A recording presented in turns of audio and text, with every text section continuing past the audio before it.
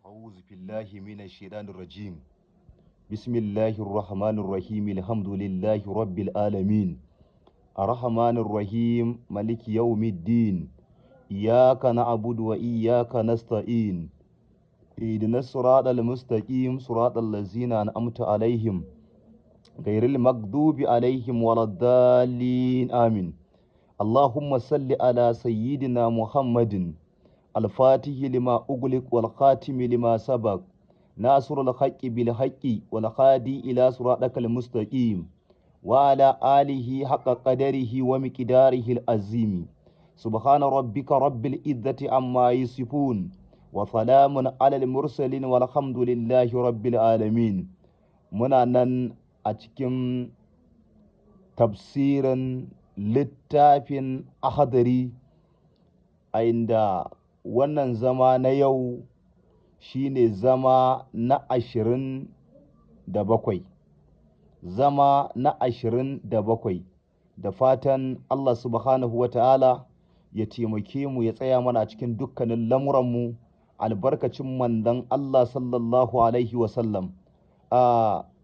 Yanzu za mu tashi faslun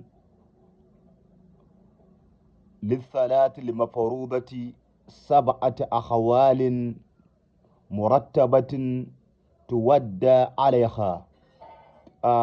Za mu tashi akan wannan babi ko ce wannan fasali wanda zai yi mana bayani ne akan sallah, domin saboda ƙara nuna maka girman sallah, saboda ƙara nuna maka darajar sallah, saboda ƙara nuna maka alfarman sallah. Domin sallah tana daga cikin ginshiki na addinin musulunci gaba ɗaya, kuma abin da ake sanar da mu a nan wajen shine saboda kar ya zo don mutum ba shi da lafiya sai ya ce bari ba zai yi sallah ba har sai ya samu sauƙi, in ya warke ya yi. A'a, akwai matakai waɗanda daga wannan matakin zuwa ga wannan matakin, daga wannan matakin zuwa ga wannan mataki, haka har sai ta kai ƙurewa ne shi za a iya cewa to idan yanzu ba ka da lafiyan to an yarda ka zauna ba kai sallan ba, in ka samu lafiya sai ka rama sallolin. To wannan fasali kenan da zai yi mana bayani lissalati limafarudati, ga sallah almafarudati wanda aka farlanta, ma'ana wanda farali ne dole mutum sai ya yi, in dai mutum balagagge ne ko balagaggiya ne to lallai labudda sallah ta hau kan mutum, in dai mutum musulmi ne. To ita wannan sallah sab'atu ahwalin, tana da halaye guda 7, kuma martabatin, kuma matakai ne, ma'ana daga wannan matsayin sai wannan, daga wannan sai wannan, daga wannan sai wannan. A cikin babin za a gaya maka tuwadda alaiha, kowanne ana bayar da ita, in ba wannan sai wannan, in ba wannan sai wannan. Tuwadda alaiha, ana bayar da ita ne a kanta arba'atun minha, guda 4 daga cikin wannan kalan sallolin ana bayar da ita ne ala wujubin, bisa wajibci, ma'ana wajibi ne mutum ya yi wa'innan, babin wajibi ne.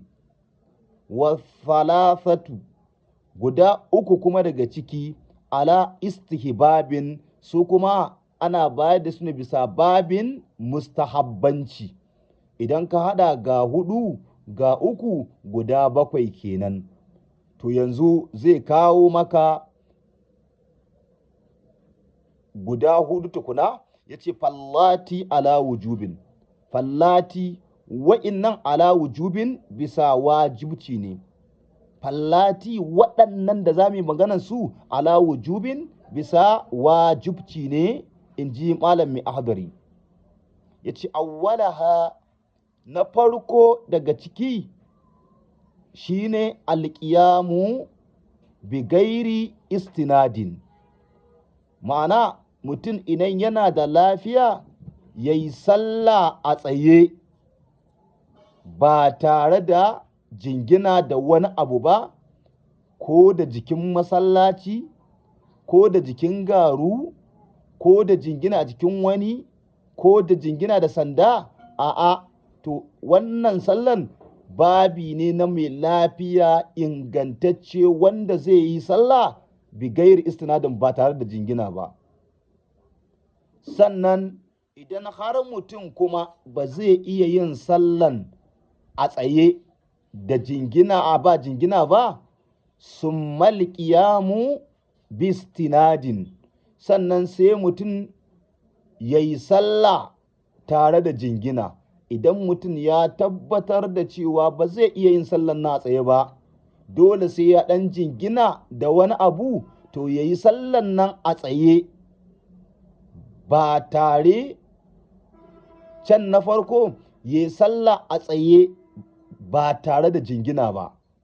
Idan kuma yanzu ya kai matakin da ba zai iya sallan nan fa a tsaye ba tare da ya jingina ba, to sun malƙiyamu bistinadin, sannan sai sallan nan a tsaye tare da jingina, ko ɗan jingina da jikin masallacin, ko ɗan jingina da jikin garu, ko ɗan jingina da wani abu dai, to sai sallan dai a tsaye, domin wannan yin sallah a tsaye ba jingina ta fi daraja, ta fi martaba. In mutum ba zai iya ba, ya yi a tsaye da jingina. Idan kuma nan mutum ba zai iya yi ma a tsayen ba da jinginan ba, sun ma jilutu bi gairi istinadin, sannan sai sallan a zaune, sai ya zauna ya yi sallan nan ba tare da jingina ba,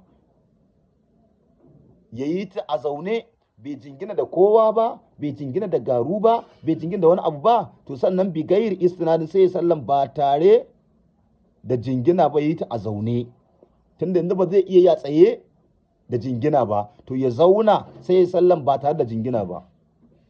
Idan kuma ma a zaunan ba zai iya yin sallan ba tare da jingina ba, summal jilusu bistinadin, sai ya yi sallan a zaune da jingina, sai ya sallan a zaune da jingina. Wannan ƙwara huɗu kenan wanda aka yi bayaninsu. Ya ce fartartibu bisa jerantawa baina hazihil arba'atin, bisa baina hazi tsakanin waɗannan guda hudun da muka yi maka bayanin, alal wujubi, wayannan duka bisa wajibci ne ga dukkan mutumin da yake musulmi, wajibi ne a kansa in dai wannan sallan sai ya yi. Amma fa idza qadara, idan mutum ya samu iko ya yi sallan nan a tsaye babu jingina, sai sallan a tsaye da jingina, baɗala salatu, sallan shi ta ɓaci.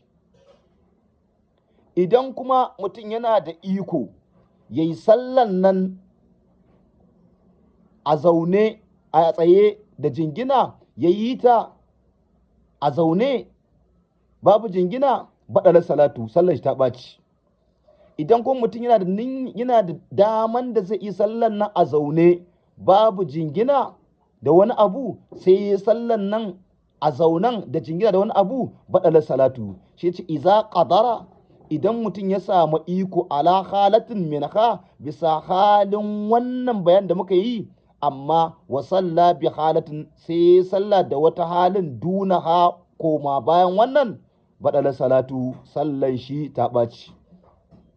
Wannan abin da ake magana saboda a nuna maka girman sallah ne, ba wai za ga kamar yadda waɗansu, wani ma ciwon kai ne yana fama da shi sai ce bin sallah ba sai ya ji sauki, wani kaza. A'a, saboda mene abin da yasa ake son ka gaggauta kai wannan sallan, domin kar ya zo wannan rashin lafiyan naka kila na tafiya lahira ne.